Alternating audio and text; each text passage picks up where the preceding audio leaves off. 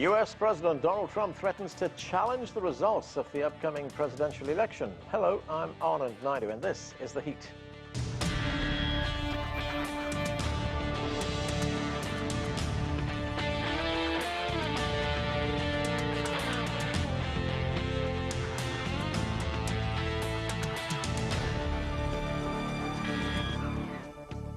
With 38 days to go, the latest polls continue to show Donald Trump trailing his opponent, Joe Biden, in many key states. For weeks, the United States president has repeated baseless claims that the election result would be, quote, a big scam because of the expected increased use of mail-in voting, something he says is open to fraud. Then earlier this week, a new tactic, a threat not to honor the results. Will you commit here today for a peaceful transferal of power after the election? Well, we're going to have to see what happens. You know that I've been complaining very strongly about the ballots, and the ballots are a disaster. I understand that, but people are rioting. Do you commit to making sure that there's a peaceful transferal of power? We want to get rid of the ballots, and you'll have a very we'll have a very peaceful. There won't be a transfer, frankly. There'll be a continuation. The ballots are out of control. You know it. And you know who knows it better than anybody else? The Democrats know it better than anybody else. All right, for more now, let's go to our White House correspondent, CGTN's Nathan King. So, Nathan, the president hasn't backed down since making those comments. What do you make of the threat, and what's been the reaction? Listen, under any normal presidency, this would be a disaster. But, you know, for the president's supporters, they like the fact that he's not normal. For the president's critics, they really hate the fact that he's actually questioning the constitutional norms of this country. Look, he hasn't still got over the fact that he lost the popular vote in 2016 by 3 million votes. He still says there's voter fraud there, even though his own commission set up to study it found nothing of the sort. It's the way Donald Trump operates. He likes to operate outside the lines. What's worrying him, and I can tell you the people behind me here, is that he's behind in the polls. And in COVID-19, a low turnout, a lot of people would expect, would actually favor Republicans. Well, that's why a lot of states have rushed in for mail-in ballots. Many states have done it for years. He himself votes absentee. There's no real difference. And so therefore, you know, you muddy the waters. And even before the results, let's face it, if you question the process, could you actually bring down the turnout as well, or make more people think I have to vote in person during the middle of a pandemic? So there's a bit of political strategy there perhaps too as well. But I can tell you it's caused uproar in Washington all week. Let's listen to the leader of the House, Nancy Pelosi, Democrat. Now, we do know who he admires. He admires Putin. He admires Kim Jong-un. He admires Erdogan in Turkey. He admires people who are perpetuating their role in government. But I remind him, you are not in North Korea, you are not in Turkey, you are not in Russia, Mr. President. And by the way, you are not in Saudi Arabia. You are in the United States of America. It is a democracy. So why don't you just try for a moment to honor your oath of office to the Constitution of the United States? Yes, a republic if you can keep it. There's been plenty of questions, I can tell you, since the founding of this country over ballots. But what's really interesting here is when these ballots might be counted. Different states have different rules. Some count them before Election Day, some on, some after. The problem is we may not get a result straight away, and this could lead the president, a lot of his critics are saying, and fears, to muddy the waters. That if he has a good result on election night, but several states, by the way, Pennsylvania, Wisconsin, and Michigan all count on election day and after, and those are the ones that went for him by the slimmest of margins in 2016, you can see where we get into real problems here and start disputing the results. So this is actually a real scenario, despite the fact it's pre-election rhetoric so far. Nathan, you know, as I said, there's just 38 days to go before the election, but early voting has in fact already begun in many parts of the country. And that first presidential debate, that's coming up next week on Tuesday, in fact. So break it down for us. What should we be looking for, and what will likely be the dominant issues discussed? Well, I mean, the dominant issue, it depends on the candidate, doesn't it? But we're in the middle of a pandemic, 200,000 people dead, over 7 million cases. I mean, obviously, Joe Biden is going to make that the most important election issue, because essentially it's a referendum, he thinks, and many other people too, if you look at the polling, on Donald Trump's leadership, the highest death toll, highest case numbers in the world. When it comes to the US president, he had a great economy until COVID happened. So he might try and paint that up. And also the fact that it is rebounding quite strongly, although not the V-shaped recovery as well. But it's the unknowns, isn't it? And with Donald Trump, as you know, in the primary debates and then the presidential debates with Hillary Clinton, he really threw everything out of left field. Joe Biden's been expected to have attacks on his son, Hunter Biden, who had business interests in China and Ukraine, etc., etc. The big question is, how does Joe Biden respond? The sort of factual shaking head response from Hillary Clinton against some unfounded allegations didn't really move the needle for her. What Joe Biden's got differently going into this is actually very solid poll numbers. Despite all the rhetoric and the back and forth that we've seen, his poll numbers really haven't changed in terms of a national lead and most of the swing states. That must be very frustrating for the president, because it looks like he could win, and win quite big, if things fall his way. So I would expect the unexpected. Thanks, Nathan. That's CGTN's Nathan King reporting there from the White House. Well, there is much to talk about. Let's get straight to our panel. Joining us from South Carolina is Eric Bolling. He is a political commentator and the host of America This Week on Sinclair broadcast stations. Chris Prudhome is a Republican strategist and the president of Sunvision Strategies right here in Washington, D.C. Mary C. Curtis is in North Carolina. She's a columnist for Roll Call and host of the Equal Time podcast. And joining us from New York is political commentator and the host of the Aggressive Progressive podcast, Christopher Hahn. Thank you, everyone, for being with us. Chris Hahn, let me start with you.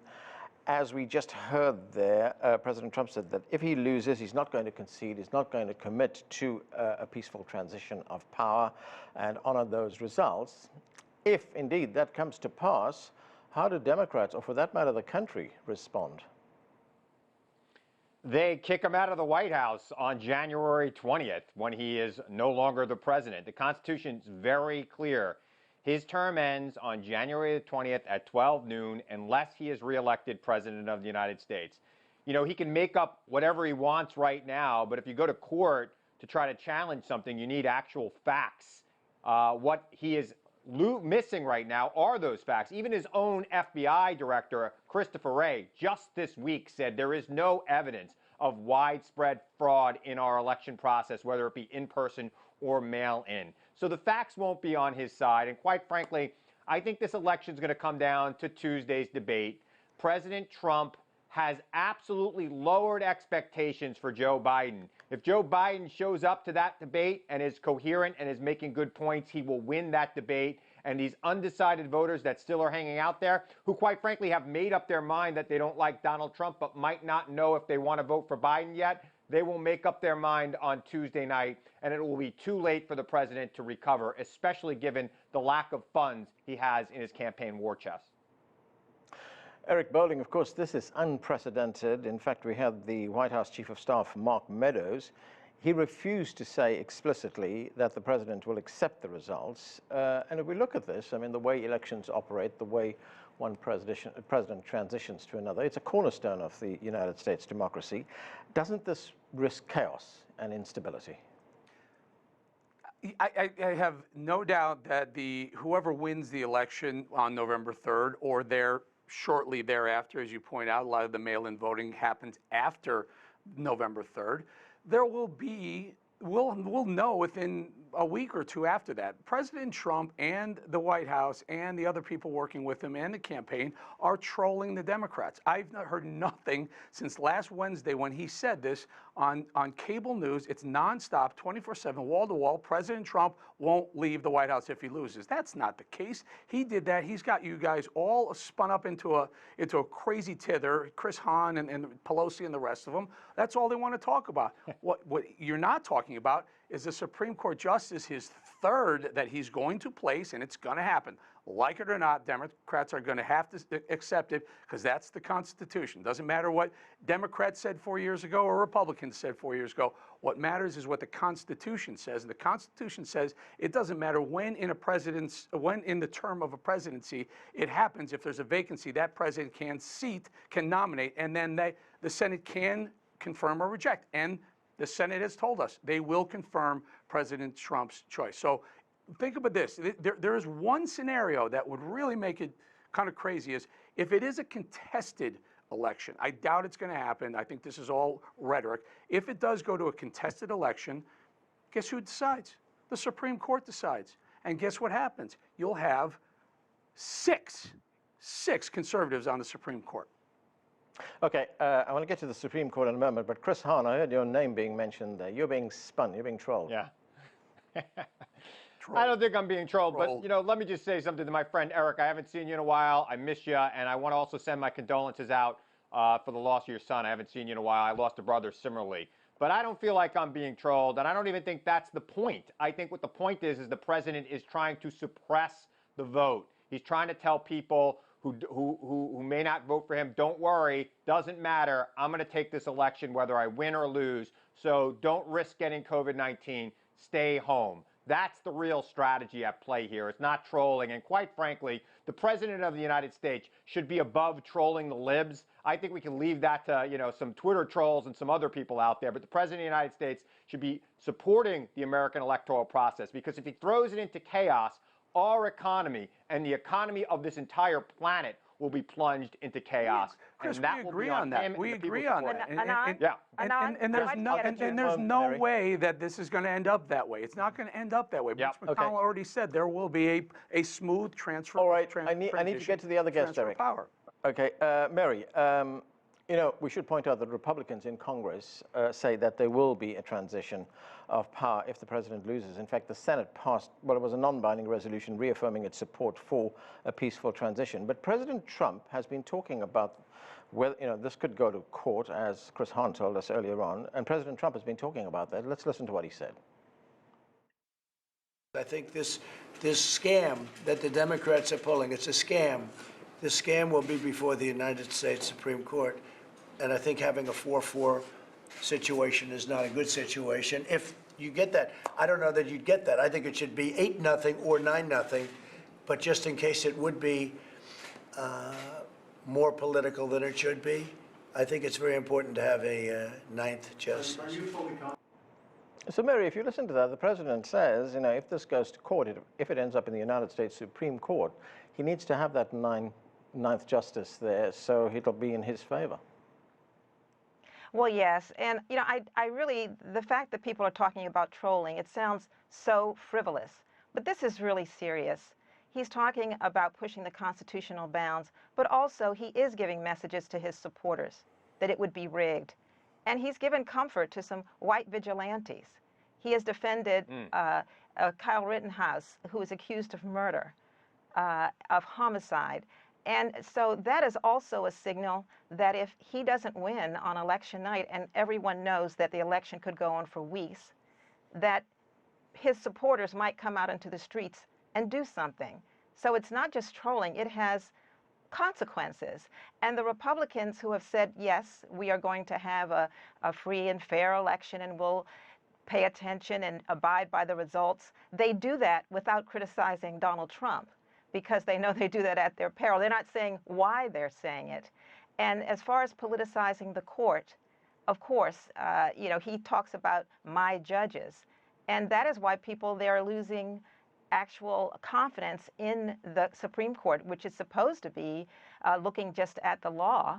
And the recent polls say that most people think that the next president should appoint the next Supreme Court justice. Mary, doesn't though you know it's this? true, You know it's this. Doesn't matter what people think or say or poll. Well, no. What And matters is the Constitution. The Constitution he says certainly has. Let me finish. He certainly has that right, and I think that's fine. I'm talking about the confidence that people will have. He definitely has that right to do it, but that also means that people have less confidence in the judiciary, and the fact of he and Mitch McConnell, did this power play before Ruth Bader Ginsburg was laid to rest. All right, let me go also is bad form. Right, let me go to Chris Prudhome. Chris, you know, Mary makes a very important point there. You know, words have meanings, words have consequences, if you listen to what the president is saying there. And as Mary says, could he be sending a signal to white vigilantes? He has expressed public support for someone like Kyle Rittenhouse. This could be a very grave situation during and after the election. Look, I think to Eric Bolling's point earlier, I mean, he made a lot of sense. I mean, look, people place. I think the media's taking this way out of context.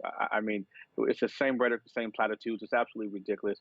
But no one wants to talk about Nancy Pelosi and how she talked about if she has to impeach them. It doesn't even make a difference. So Pelosi's on the House side. It's things like that frustrates me that no one even talks about. She has no authority, no power in this at all. It's strictly the Senate. But no one wants to discuss that. Look, it's going to be what it's going to be. A Supreme Court justice will be nominated. Obviously, the Senate will confirm that individual. And it's going to happen rather quickly. That's it. That's all. It doesn't matter what people's confidence and what people's thoughts are. And it's all good and dandy, and it sounds great. But the reality is that's all drama in that type, period, point blank. Now, we all know this election is going to be a very challenging election. And frankly, there's been a lot of controversy. We read today that the military officials and military, individuals, officers have issues. They have facts that ballots were being for individuals overseas. They were found in a trash can. It's absolutely crazy. And so it may not be rampant, so to speak, but it's enough to where it can affect something. I mean, frankly, winning Pennsylvania by just 44,000 votes in 2016, every vote does count, and we can't afford to have 10,000, 8,000, 36,000 ballots here and there in the trash can or dumpsters. It's just not going to work. It's not efficient. And the American people deserve to have a fair election, and simple as can be. And I think the Democrats are doing everything they possibly can do to alter that to an extent, so to speak. People want. Look, I was in Michigan. I can tell you, I was really overwhelmed and surprised by the amount of people that were actually at the polls just about a month ago. And people want to be. They want to vote. They want to be out. So to force people to say, even the ones that opt in, to force them to have to do a mail-in ballot is absolutely ridiculous. Right. Although, you know, the Republican Party has put in tens of millions to get poll watchers, and that in the past has led to voter intimidation. And if you're going to talk about fraud, I guess I'm in North Carolina, and the biggest example of any kind of voter fraud was Republicans who had an operative do ballot harvesting, so much so that they had to have another election. So when you're talking about fraud. You want to respond to that, Chris? You failed to mention the hundreds of filled out ballots, military ballots in Wisconsin that were just found by the U.S. Postal Service. That's right, in Eric. a ditch. That's right. I mean, there's so much not true. back and forth on this. That's a made-up story. It's not, and It's not to the mention U.S. New Jersey, Postal Philadelphia. It is. Correct. It's the United States Correct. Postal Service, Chris. Chris That's right. Hahn, you know, there appears to be a fundamental difference here on this issue of mail-in balloting between the Democrats and the Republicans. Democrats say there needs to be expanded access to voting, especially in the wake of the pandemic, and Republicans say the election must be secure. That's a big gap. That's an abyss. How do they bridge that? Look, I've been working on campaigns my whole life, and one of the things that always frustrated me in the campaigns was how good Republicans were at dealing with absentee and mail-in voting. The president's attack on mail-in voting is going to hurt him, particularly in a place like Michigan, where the Upper Peninsula, you might have to drive miles to get to a polling place. And in the past, Republicans would encourage absentee balloting in those situations. It's a big mistake. And as for the court and the Senate, I worked in both the Senate and the federal courts. And let me say this. The Senate, things take time, and anybody who thinks it's a foregone conclusion that he's going to get his judge on the bench by November 3rd, they are wrong. I think he has a very good chance of getting him on the bench before he leaves office. But November 3rd is a really short window for business in the Senate, especially if the Democrats refuse unanimous consent, and Mitch McConnell can't change the rule right now without it. As for the Supreme Court deciding this election, as my friend Eric said earlier in the show, the Supreme Court acts on issues of the law. Appellate courts rule on the law, not the facts. And this president and all the Republicans I've been hearing, including what was just mentioned on this show, are attacks on the facts, not on the law. and that will not make it to the Supreme Court, or it shouldn't unless they are completely political, which I don't think they are, even this court right now. Oh, they are. Yeah, Of course Eric, they But are. it is political Of course because they are. Nancy Pelosi would not have said if it wasn't political, Chris. Nancy Pelosi would not have said that she's going to do whatever she can to the extent of even impeaching the president to stop it. It's absolutely ridiculous. It's straight They're politics. trying to look. The Democrats should or try to packing stop the this. court, They should or try. packing the court They should try to stop. post-election. okay. I should just add here, when we talk about that Supreme Court nominee, it's a her. It's actually Amy Coney Barrett. We know that now. That's the selection that President Trump has made. Eric, I want to move on to the polling. If we look at the polling, it's becoming increasingly difficult for President Trump to find a path to victory. I mean, if we look at the polls right now, in those very important key swing states, Joe Biden has a lead in key states like Ohio, Michigan, Wisconsin, Pennsylvania. How does the president deal with this? You know, and I'm glad you asked me this, because in 2016, I was probably the only voice, and Chris will probably verify this, I was probably the only voice who said, stop looking at the polls. They all had Hillary Clinton winning. Even the state polls had her winning. There was no path to victory. There's no path to the nomination, and then there was no path to victory in the general for President Trump. And I said, stop looking at the polls. I'll tell you exactly why polls don't work with Donald Trump. So many people will say, when they're asked, do you like Trump? Will you vote for Trump? Who are you going to vote for? They're embarrassed to do it. They just don't. Right. They're not proud to say I'm going to vote for Trump. When they're in a back room or in a polling place or even in a restaurant or a bar, when they come up to me and say I'm going to vote for Trump, you're like, well, why don't you say that? So the polls are always skewed. Watch the people. Watch the enthusiasm. If you have any doubt about the enthusiasm of this president, watch a rally. And if you have any question if there's any enthusiasm with Joe Biden, watch what he does. He has these virtual town hall things that no one shows up to. You guys are being, the wool is being pulled over the Democrats' eyes right now. They're expecting victory. Eric, you're going to lose. Yeah, Eric, if you look at, Eric, one moment. Eric, if you look at the early voting right now, there are long lines of people voting, and what it tells us is that favors Democrats. And it does, and it did in 2016 as well, and it was a landslide victory. I think what you'll see is, he absolutely has to win Ohio, Florida. North Carolina, for me, is pivotal for President Trump. I think he's going to win North Carolina, and that'll open up the map for him. He can win without Pennsylvania. It'll be harder, but I think he'll win that as well. Okay, Mary. Well, both of the candidates, since I'm in North Carolina, let me weigh in, because both candidates were in Charlotte this week. It's definitely going to be a turnout election. You could see where they were going because of what they talked about. President Trump talked about health care, because that's something that's a big weakness. He's been promising this plan, and he had very vague proposals, one of which, pre-existing conditions, is already in the Affordable Care Act. He sees that as a weakness. And you saw Joe Biden talk about the economy, and he appeared before a lot of small business people, particularly African Americans, where in North Carolina, almost a quarter of the electorate is African American.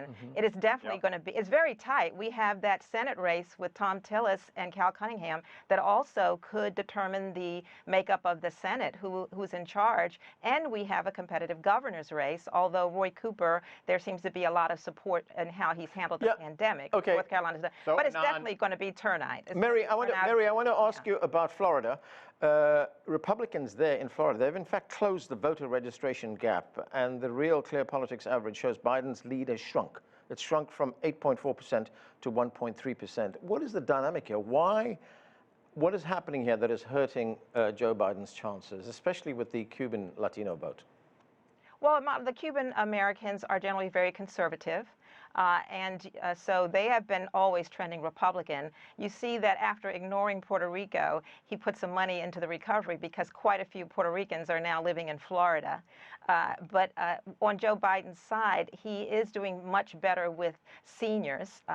And you also see that they, of course, had that initiative to have ex-felons get the vote back. And then Republicans tried to say that they had to have their fines, but now Michael Bloomberg says he's paid for that. So it's going to be very tight, but you can see, I want to ask Chris Prudhome about that. Chris Prudhome, in Florida, of course, the Attorney General is requesting an FBI investigation into what Mary was just talking about, which is billionaire Michael Bloomberg's efforts to reinstate the voting rights of felons by paying their fees and fines.